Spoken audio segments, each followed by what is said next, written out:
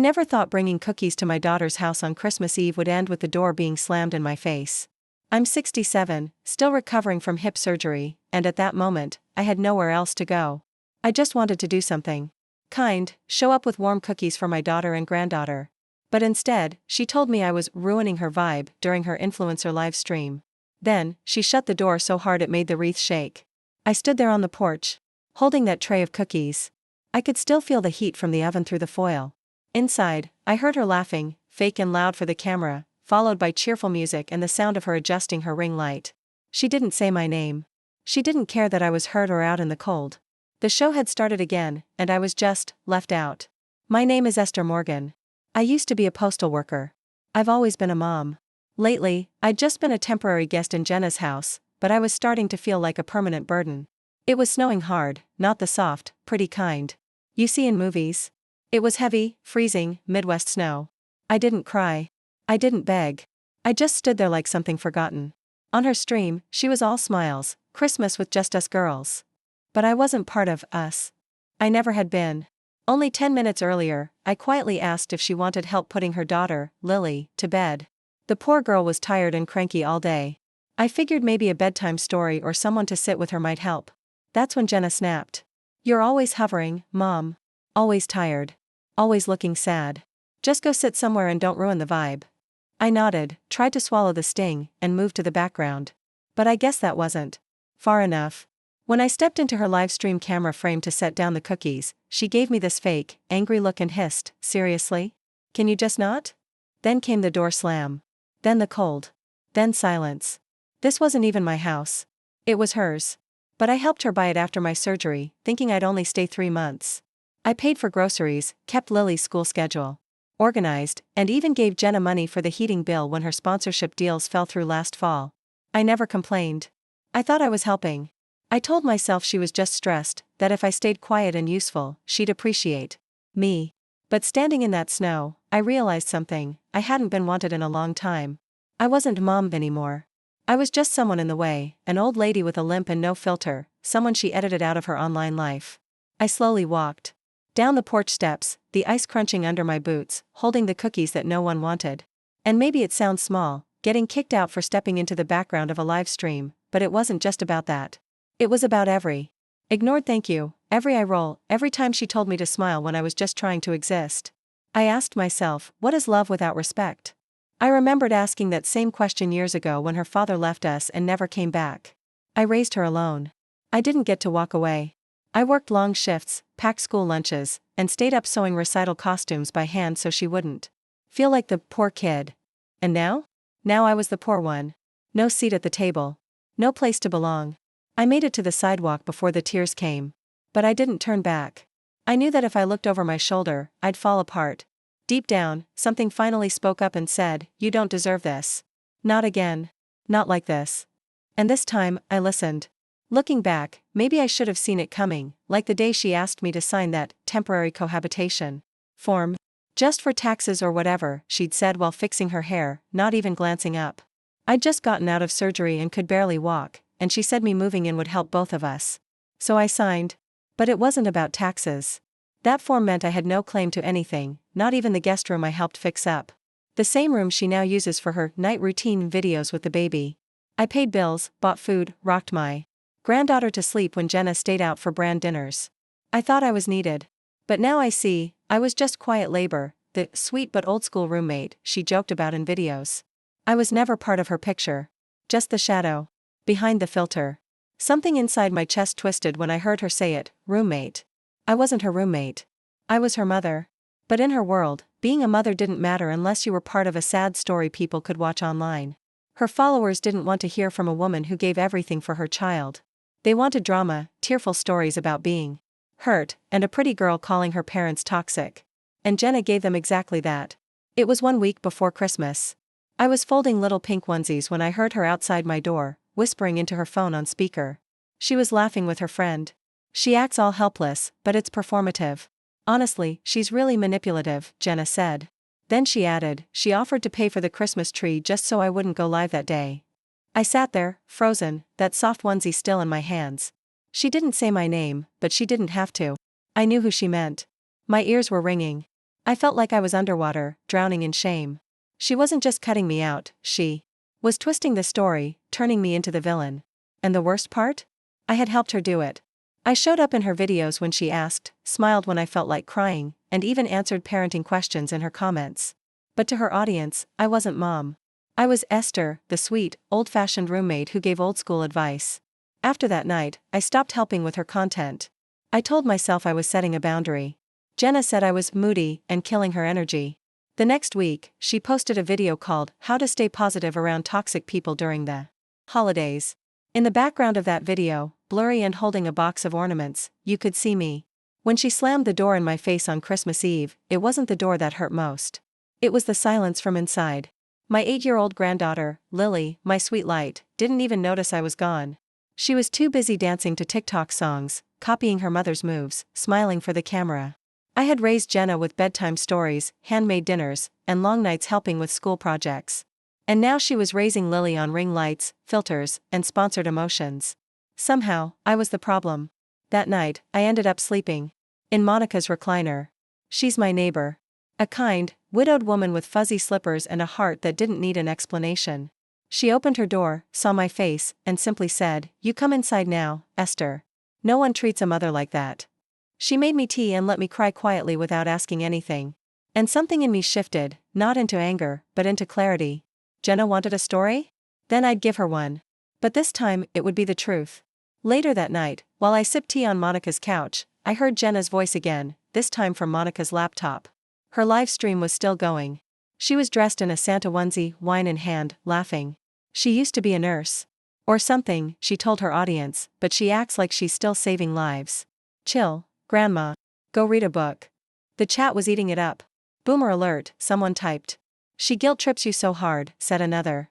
And then, she just wants a medal for being a mom. Jenna giggled. Oh, I'm working on a skit. A whole Toxic Elder series for January, she teased. Sad moms get clicks. And that, right there, was when something inside me quietly broke. Not with a scream, not even a sob. It was like a thread snapping in the dark. I didn't cry. I didn't shout. I just opened a blank notepad file on Monica's laptop and began typing. Paid electric bill, October 5th covered groceries, November 10th $700 for car repair, actually a PR package. Signed cohabitation doc, November 18th eviction date, December 24th livestream timestamp, 1 hour 12 minutes and 47 seconds that last one? Monica recorded at the moment I walked into her home, shivering and stunned. She clicked screen record without saying a word. That's not just humiliation, she told me quietly. That's evidence.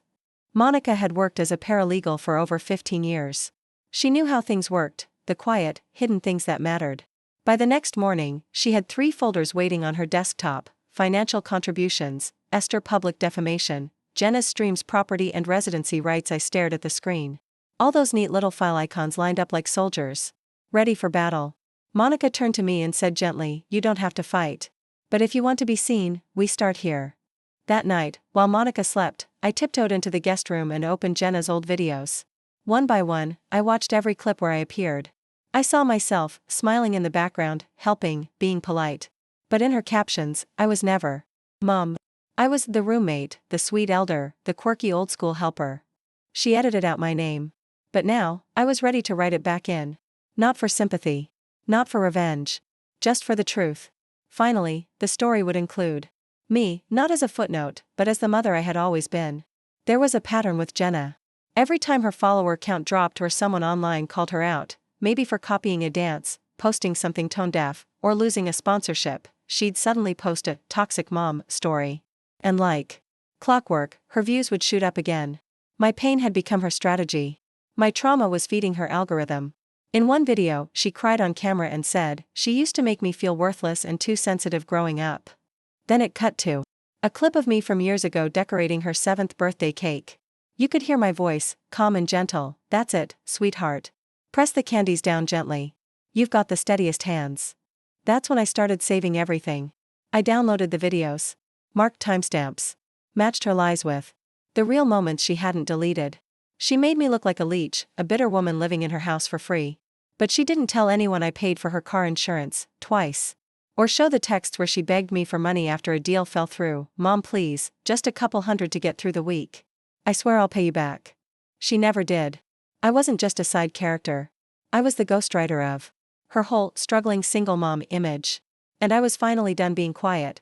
The next morning, Monica came in with a cup of coffee and said softly, "Screenshots help, but we need more than that. We need someone who knows how to tell the truth in a way people can't ignore." She had someone in mind, a woman named Tara who ran a small YouTube channel.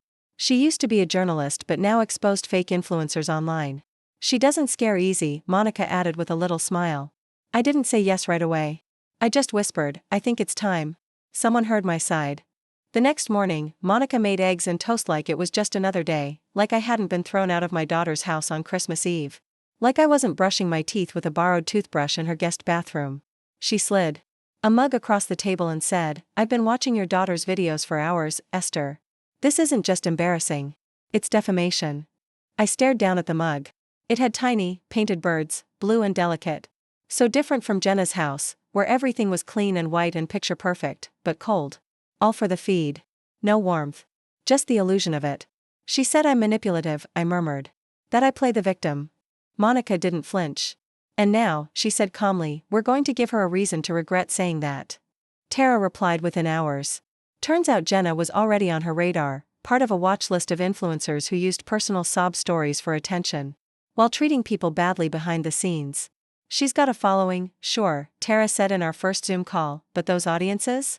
They love to build someone up, but they live to watch them fall. She asked if I was ready to talk. I'm not doing this for revenge, I told her. I'm not trying to ruin her. But I won't stay silent while she calls me a parasite and lives off my money. Tara nodded. We'll protect your identity. Your voice will be changed. Your face blurred. You'll be anonymous, but you'll be heard. Those last words hit something deep inside me. Heard. I had spent so many years being invisible.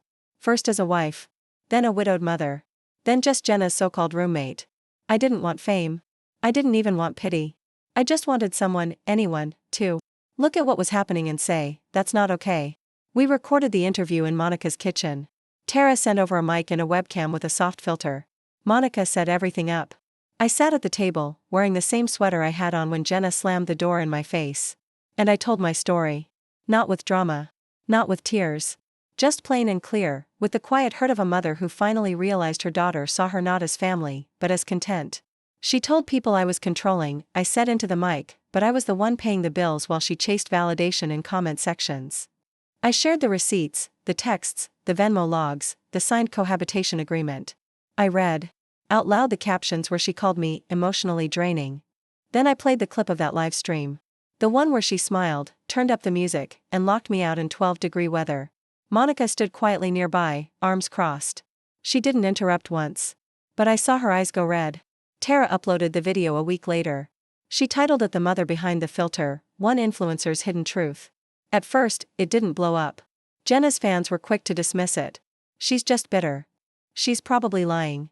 If she's telling the truth, why hide her face? But Tara knew how this worked. She was patient. She wasn't done yet. 2 days later, she was back, part 2. But this time, things were different. She shared videos side by side. One showed Jenna saying I never helped her, and right next to it were screenshots of texts where she was begging me for help. Then came an audio clip of her calling me manipulative, followed by a video of me handing her grocery money and softly saying, I believe in you, sweetheart.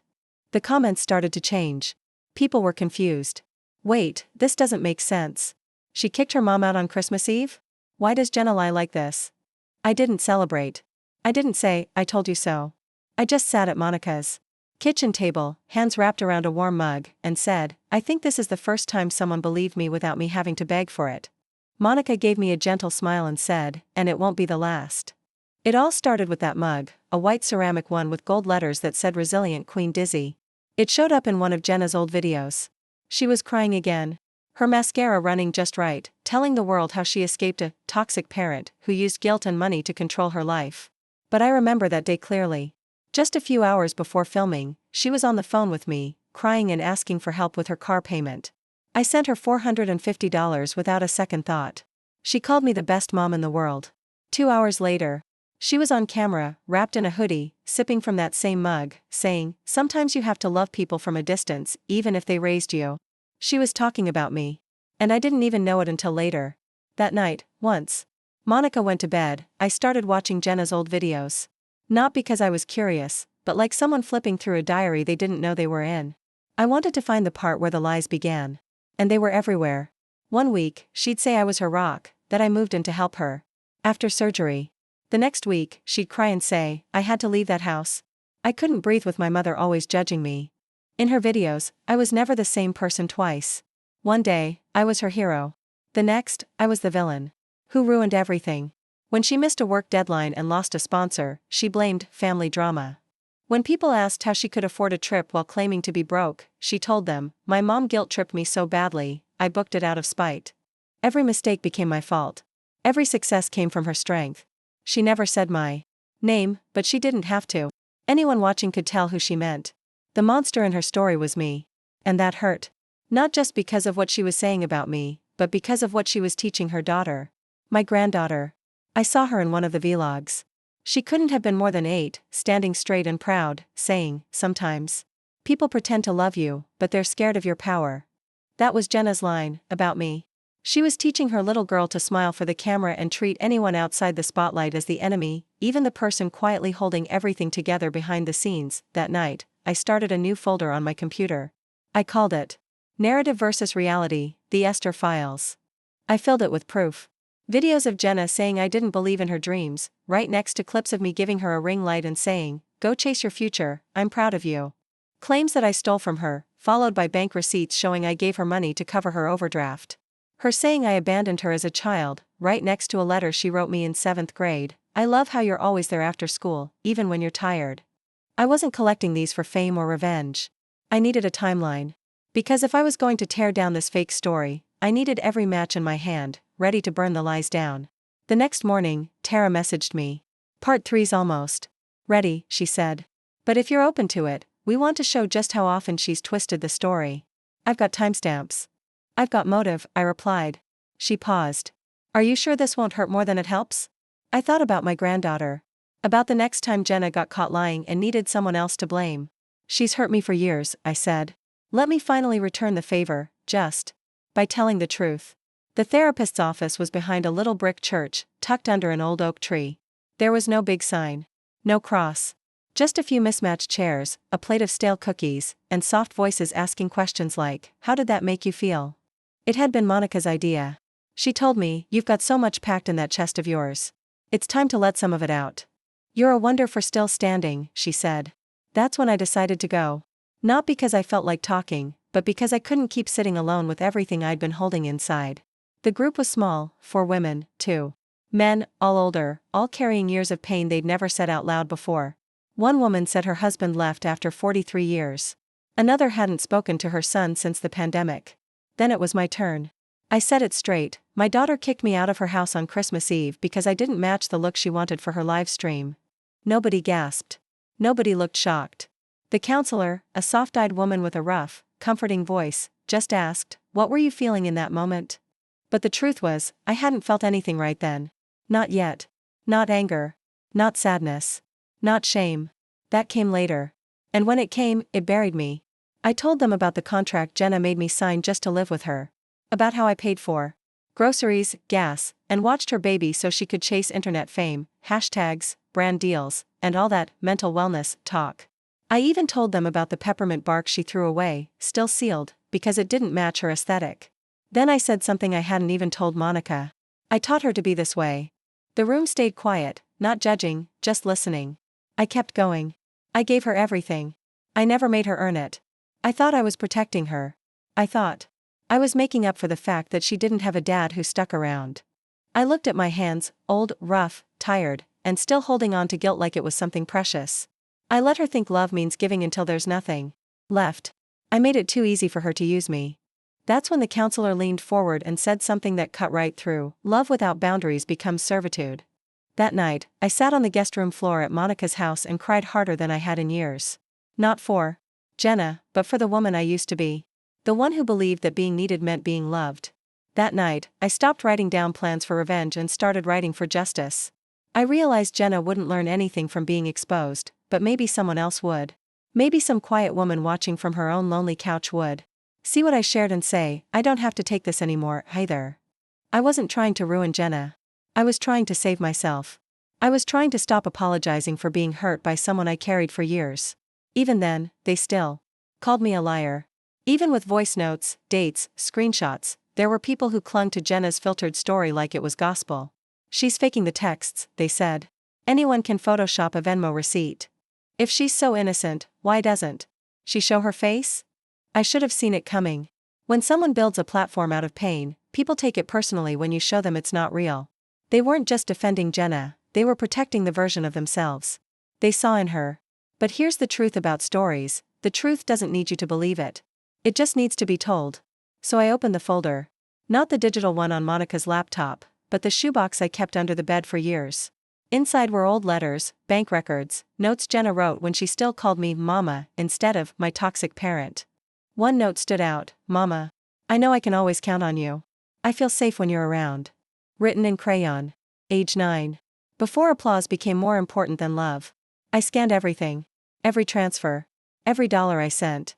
I made a spreadsheet, labeled each one: October 2022, Jenna rent shortfall, $600, Zelle November 2022, Jenna groceries, $125, Venmo January 2023, emergency dentist, $300, cash from Walgreens ATM I had helped her nearly every single month. Yet she called me a leech. Monica helped me line up the receipts with her videos. Jenna, my mom hasn't helped me in years. Overlay, deposit receipt from 5 weeks before. Jenna, I had to escape a suffocating home life. Overlay, a video of her laughing in the kitchen while I held her baby and she called me her rock. Jenna, she made me feel like I owed her everything. Overlay, a desperate text saying, Mom, please help me one more time. I'll pay you back. Tara posted it all, part 3, the proof files. No drama. Just facts. All of it lined up like nails in the coffin Jenna built for herself. And this time, it worked. The shift was instant. One of the top comments read, I defended Jenna. I feel sick watching this. The comments came fast. One person wrote, now I get it. I was wrong. This isn't a survival story, it's a daughter exploiting her own mom. Her fan base, once loyal and loud, started to crack. Then it splintered. People began reposting my words. My voice, even though it was filtered and blurred for privacy, felt more honest than her tear-filled videos under ring lights. Jenna tried to fight back. She posted a video called My Side of the Story. 10 minutes of vague, half-hearted apologies wrapped in self-pity. Everyone's just trying their best, she said. I've had a really hard year. Mental health is tough. But she never actually said what she'd done. She didn't deny the receipts. Didn't talk about the money. She never even said my name, because she knew she couldn't argue with the truth without opening a door she'd already lost the key to. The comments turned cold. You owe your mother an apology. Mental health isn't an excuse for fraud. Where's your proof, Jenna? I didn't smile. I didn't gloat. I didn't need to. I'd never wanted revenge. I just wanted the truth, simple, unfiltered, and real. That night, Monica and I sat outside on her little porch. The sky was clear and cold. She handed me a warm glass of cider and said softly, they believe you now. I shook my head. That's not the part that matters, I said. What matters is, I finally believe me. And I did. For the first time in decades, I wasn't begging someone to understand why I was hurt. I wasn't trying to win back a daughter who traded my love for internet likes. I had proof now, not to shame her, but to protect myself. To never again doubt my reality. I sat at Monica's desk later that night, holding a plain manila folder. It didn't look like much, but it held the end of the story Jenna never thought I'd tell. Inside were 3 things: the money transfer receipts, just under $9,000 I'd sent her in 2 years. A copy of the eviction notice she was legally required to give me, but never did. The cohabitation agreement, signed by me first, then altered by Jenna and signed digitally after she changed the terms. Monica had caught it. This timestamp's off, she said, squinting. She uploaded your version, then changed the document and signed it 3 hours later. That's fraud. I looked at the paper, my hand steady. For so long, I'd felt foolish, like maybe I was just a burden. But now I saw it clearly. I had been lied to, defrauded, and thrown out of my own home without warning. It wasn't just cruel. It was illegal. I emailed everything to Tara that night. Subject line, final proof. Use what you need. No emotion. No long message. Just the truth. 2 days later, the video dropped, part 4, paper trail to nowhere. Tara's tone was sharper now. Still fair, but no longer giving Jenna the benefit of the doubt. We've talked about stories, she said. Now let's talk about the law. She showed the altered lease, the missing eviction notice, the fake timestamp. Then she paused the screen on Jenna's forged signature. People lost it. The comments exploded, this is illegal. She committed fraud, on her own mom. I defended Jenna, and now I feel sick. Screenshots went viral. TikTok lit up with the hashtag #ChristmasGrandma. Clips of Jenna's old videos were stitched together with sarcastic captions. One post got 2.3 million views in just 12 hours. One showed Jenna crying, sometimes, family hurts you the most. A comment popped up on screen, girl, you hurt your mom so badly she had to get receipts notarized. I didn't laugh. I didn't cheer. I just sat at Monica's table and felt the weight I'd carried for years finally lift. Like someone had rolled a stone off my chest. This wasn't revenge anymore. This was accountability. Jenna went live again, trying to spin the story, I never meant to hurt anyone. My truth is still valid. Just because someone has receipts doesn't mean their story is pure either. But this time, no one was listening. Even her biggest supporters started to walk away. One by one, her sponsors backed out. A makeup brand dropped her. A parenting podcast canceled her appearance. Her comment sections turned brutal, tell your mom you're sorry. Give the money back or stop talking. We believed you. We won't again. In just 1 week, she lost over 40,000 followers. The carefully crafted image she built out of curated pain was falling apart, not because I destroyed it, but because it had been built on my back. And I finally stood up. Then Tara messaged me, Esther. People started saying I had changed the way folks talk about influencers. Quiet women like me, were finally finding the courage to speak up. Someone even said it was because of me. I didn't say anything back right away. Not because I wasn't thankful, but because I needed a moment to sit with it. To really feel it. I hadn't just gotten through something hard, I had called it out. And I did it without yelling, without drama. I used the truth, and that was enough. Later that night, Monica and I were out on her porch again, wrapped in blankets, looking up at the stars. The air was cold, and the sky was clear. I said, it feels like something's ending. Monica gave me a soft smile and shook her head. No, Esther. It's just beginning. The next morning, her inbox started filling up. People were reaching out, podcast hosts, journalists, even a talk show in New York. They wanted me to speak. Would Esther be willing to go public? Could she show her face for a few minutes? Suddenly I wasn't the problem anymore. I was being called brave. A hero. A symbol. Funny how people change their minds when the crowd starts clapping for someone else. One message stood out. It was from a channel that had reposted Jenna's live stream last December, the one where she kicked me out while I stood there holding peppermint bark. Back then, their video was titled, Influencer's Sad Christmas, Toxic Mom Drama Goes Viral. Now? Turns out Grandma was the real victim. Clap emojis all over the place. I didn't reply. You could do it, Monica said gently. Go on a podcast. Tell your side. People are listening now. I don't need them to listen, I said, folding laundry on the bed in her guest room. I just need them to stop applauding the way I was mistreated. That was the difference. I didn't want attention. I wanted to breathe. And for the first time in a long time, I could. The twist? Jenna started posting again. Not directly to me, she knew better after she forged my signature and locked me out of the house we co-owned. But on her story, she posted, people make mistakes. Family is worth healing for. Some things just don't belong on the internet. Too late, sweetheart. You built your brand on putting everything online. Now that the truth is out, you don't like the spotlight. What they never understood was that my silence was never weakness. It was power. I'd been the quiet one, the helper, the one who caught falling dishes, paid late bills, held space for her tantrums while she smiled for her followers.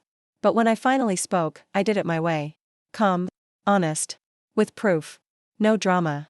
And when they wanted more of my story, I didn't give it to them. Not out of anger, but because some piece is too precious to share with people who never valued it in the first place. I did one last interview. Just audio. Tara asked me what I'd say. To other women who've been silenced, erased, rewritten by their own families. I said, you are not a burden just because you're no longer useful to someone's image. Being alone doesn't mean you're unloved, it might be the first step to feeling safe again. And being quiet doesn't mean you're weak. It means you're waiting. And when you do speak so clearly they can't pretend they didn't hear you. That clip went viral, over 2 million views in 3 days. I didn't even know. Monica told me later. I was too busy reading Charlotte's Web to my granddaughter over the phone. She had found my number again. I don't know how, but she did. Through the static, I heard her whisper, Grandma. I didn't ask why now. Didn't bring up her mom. I just said, I missed your voice, sweetheart. She whispered back, I missed yours too. So no, I didn't go on TV. Didn't write a book. Didn't grab the microphone now that people were finally offering it. I didn't need a stage. I had something better, a backbone. In my last therapy session, I sat quietly across from the counselor. My hands rested in my lap, fingers gently knotted. Our church group was ending for the season, and so were our weekly sessions. She didn't rush me. Just waited. Then, finally, I said it, she never saw me as a mother. The words tasted sharp, like rust. Not because they were wrong, because they were true. I was only ever a convenience. A wallet. A background character. If I gave money, I was good. If I stayed quiet, I was kind. But the moment I asked for respect, I became the villain. The therapist nodded. Not shocked. Just there. I placed my hand on my chest and kept thinking, if I could just explain. I kept thinking maybe if I just tried harder, if I loved better, she'd remember. Maybe she'd remember I was the one who held her through her night terrors, the one who braided her hair before every school recital. I worked extra shifts, stayed late, just to buy her that pink bike she begged for, the one with the glittery streamers on the handlebars. I took a deep breath. But the truth is, love can't survive in a place where you're not seen as a person. I told Monica the moment I knew it for sure. It wasn't the live stream. It wasn't when she slammed the door in my face or tossed the peppermint bark in the trash like I was nothing. It was smaller than all that. A week before Christmas, she posted a photo of her perfect white and gold tree. In the corner of the picture, blurred, but there, I was, bent over, picking up wrapping paper. My face wasn't even visible. The caption read, just me and my little one this year. Chosen family only. I was in the picture, and still invisible. That's when it hit me, she didn't hate me. She just didn't see me. Not as a woman. Not as a mom. Not as a person with a soul. I was just background. Something warm and useful. Until I wasn't needed anymore. The lawyer's office wasn't fancy, no marble floors, no shiny plaques. Just a beat-up file cabinet, a pot of old coffee, and a kind man named David who had the kind of calm voice that makes you want to cry. Monica sat next to me, firm and quiet. She was the one who set this all in motion, after spotting the forged signature on a legal document and nearly choking on her tea. She doesn't just owe you an apology, Monica said that day. She owes you your rights. Your name. Your home. See, Jenna hadn't just locked me out of our house. She'd erased me. On paper. Quietly. Legally. But I was done being quiet. David looked over everything, my bank transfers, the cohabitation documents, the timestamp errors, even the live stream. He tapped one of the pages with his pen. This could be grounds for civil action, he said. Maybe even criminal. But let's start simple. I nodded. I didn't want her in jail. I just wanted justice. Your name's still on the deed, he said. She never took it off, probably hoped you wouldn't notice. That gives us leverage. I exhaled slowly. I had co-signed that mortgage back when her credit was shot. She promised I could stay as long as I wanted. Said it was our home. That was before she started calling me the roommate. David offered me 3 options. 1, sell her my share. Not a chance. 2, sue her for misusing the property. Loud. Messy. Public. 3, file a quiet title action, a legal way to prove I still owned what was mine. I picked option 3. Not because I wanted revenge. I just wanted my keys back. David filed the papers. Monica and I stayed quiet.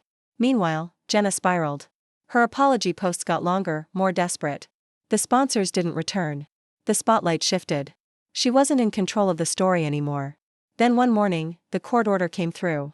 I was granted temporary possession of the house, based on everything, my money, the forged signature, the way I'd been pushed out. Translation? She couldn't legally keep me out anymore. I was the rightful resident. She was the one trespassing. That day, I didn't knock. I used the key I'd secretly copied months earlier and tucked inside my purse like a tiny shield. Jenna wasn't home. I knew from her Instagram story that she was staying in some hotel downtown. The caption read, needed a mental health break. People can be so cruel. Broken heart, I walked through that front door like someone rising from the dead. The house still looked like a catalog, white, clean, perfect. But it wasn't a home. Not anymore. Not for her. And now, it belonged to me again. I didn't scream. Didn't post. Didn't gloat. I just changed the locks. Packed her things. Labeled every box with care. Then I placed them gently on the porch. On the top box, I taped a note, you needed a house without me. Now you have one. Esther, no hashtags. No threats. Just closure. She came flying down the street minutes later, screaming like the whole neighborhood had betrayed her. Big sunglasses. Phone in hand. Mascara running just enough to look like tears. I stood behind the living room window and watched. She pointed at the boxes, shaking her phone, voice trembling, not with pain, but with performance. She threw me out. My own mother. After everything I've done for her. This is elder abuse, in reverse. That's what she said. And still, I said nothing. Because finally, I didn't have to. I didn't step outside right away. I didn't need to, because this time, I wasn't alone. Monica was already out on her porch next door, arms folded, watching. Mr. Delaney across the street had his phone out, recording. Even the woman from 3 houses down, the one Jenna always called that frumpy neighbor, was standing in her yard, bags of groceries in her arms, frowning. They all knew. They'd seen the Christmas Eve livestream. They saw the dark circles under my eyes from all the nights I stayed up with the baby. They saw Jenna's car pull up with boxes of free PR gifts while I carried heavy grocery bags up the icy front steps. They knew the truth. And now they were seeing her, not the influencer, not the brave single mom, just a grown woman throwing a tantrum in the middle of a quiet cul-de-sac in Illinois. She kept filming, panning over her boxes, the locked door, her tearful face, trying to stage her next redemption arc. But no one was buying it. Someone from down the block, I still don't know who, shouted, "She kicked her mom out on Christmas. You're lucky she even labeled the boxes." I had to cover my mouth to keep from laughing. Then Jenna stormed up to the door, pounding with her perfectly manicured fist. "Mom, open the door. This isn't how we fix things." Fix things? There was never a we. Just me, patching, bending, breaking quietly, while she kept smashing whatever was left every time I hesitated to say no. I opened the door just a few inches. She stopped yelling. Her phone was still recording, but her face dropped when she saw mine, calm, quiet, steady. "No cameras," I said. She blinked. "What?" I stepped fully into the light of the doorway. "No cameras. No content. If you want to talk like real people, put it down." She hesitated, then lowered the phone, just a little. "You're seriously doing this?" she asked. I already did. I didn't yell. I didn't cry. I just said the truth. This is my home. I have the papers, the court order, the receipts. You need to leave, Jenna. She stared at me like she was seeing me for the first time. Like maybe, just maybe, she realized I wasn't the background anymore. "You'll regret this," she said, her voice sharp. "You just blew up our whole family." I looked right at her. Really looked. Then I said something I never thought I'd be strong enough to say. "There's no family without respect." And then I closed the door. Slowly. Quietly. Like putting. The last piece in a puzzle. She left after that. The boxes sat on the porch until sunset. She never came back for them. Maybe she wanted people to think I threw her out cruelly. Maybe she hoped someone would post a sad video with music and call her brave. But I didn't care anymore. Because for once, I wasn't the one begging to be seen. I was standing tall in my house, with my name on the deed, and not a single ring light in sight. She used to control everything. Every frame. Every caption. Every soft tear, framed perfectly with fairy lights and fake sincerity. But this time, she couldn't crop the angles. Because it wasn't just me watching anymore. It was the whole block. And they had cameras, too. Monica uploaded the footage first, just to our neighborhood group chat. It wasn't meant to go viral. Just proof, in case Jenna tried to spin her own version again. The clip was barely 40 seconds. Video camera Jenna, she kicked me out. Look at my things, video camera Monica, calmly, actually, you locked her out first. She just got back what's legally hers, video camera Mr. Delaney in the background, karma's got good timing this year. No screaming. No violence. Just a daughter falling apart while the people around her finally stood still and saw. The video didn't stay local. Monica's niece posted it on TikTok with the caption, "When the internet mom gets exposed by her real mom." It got 1.1 million views in 12 hours. Within a day, it hit drama recap channels. Then Reddit threads. One was titled, "Anyone else remember Christmas Grandma?" Yeah. They remembered. But this time, her daughter wasn't looking like the brave one. And for once, I didn't flinch. Because I hadn't filmed it. I hadn't asked for it. But it was the truth, raw, messy, unfiltered, and it stuck. Of course, she tried to do damage control. She posted a story saying, "I'm stepping away from social media for mental health reasons. Please respect my privacy during this difficult time." But the comments came in fast. "You mean your mom's difficult time? You used her, and now you're embarrassed. Stepping away after you got caught." Classic. We don't want curated apologies. We want accountability. And just like that, another sponsor dropped her. This one, a parenting brand. I quietly unfollowed her. Someone had leaked that her agency put her on pause, no more deals, no more posts. This time, she couldn't spin it for sympathy. The truth was out, and it was too obvious to ignore. People had started to see the difference between real pain and a performance. And worst of all for her, they saw me. Not hidden, not cut out, just standing there in my own doorway, finally refusing to play the quiet background character in her story. The next day, Monica came by with a newspaper in her hand. She tapped page 5 and handed it to me. The headline read, "Influencer faces backlash over family eviction drama." No names. No photos. Just the facts. A woman locked out by her daughter quietly takes back her part of the home. The community was watching, and this time, they stood with the quiet one. "Not bad," Monica said, folding the paper. I gave a small smile. Feels like an obituary, for her fake persona. She grinned. "And a birth announcement for your backbone." I didn't celebrate. I didn't leave comments or clap back online. I didn't answer the flood of new emails offering interviews, book deals, or podcast invites. This wasn't a comeback, it was a correction. And real corrections don't need applause. They just need peace. So, I pulled out my old paper planner, the one Jenna once made fun of, and wrote 2 words on next Monday: start fresh. No hashtags. No followers. Just peace. My peace. For years, I heard her voice everywhere. On my phone, on the radio, even. At the grocery store checkout line, influencer mom Jenna shares her journey through a toxic childhood, or Jenna's honest take on motherhood will make you cry. But this week? Silence. No updates. No new videos. Nothing. She didn't slowly fade, she crashed. Monica told me over breakfast. "She's been dropped," she said, sliding her phone across the table. The blog post had no sugarcoating. Jenna Carmichael loses sponsorships after family fallout. It was all there, clear and direct. The companies didn't use soft words anymore. They said misleading, dishonest, breach of contract. Her agency took her off their website in 2 days. A skincare brand she worked with for 3 years deleted every photo with her in it. I didn't open the article. I just stirred honey into my tea and said, "That's what happens when you build your whole life on a lie." Monica nodded. The truth sends cease and desist letters too. People kept sending me videos, fans putting together clips called "Red Flags We Missed." Commentaries breaking down every lie. Reaction videos of people watching her old content with wide eyes, saying, "Wow. She really did use her mom as a storyline." But I didn't watch any of them. Not because I didn't care, but because it wasn't mine to carry anymore. The truth had come out. That was enough. Let her sit in the silence she once used to punish me. Let her feel the quiet she thought I couldn't survive. I had better things to do. That week, I repainted the guest room a soft yellow, not for guests, for me. It used to be the space she dumped all her PR packages into. Now, it had clean curtains, a new quilt, and a little shelf of paperbacks I hadn't touched in years.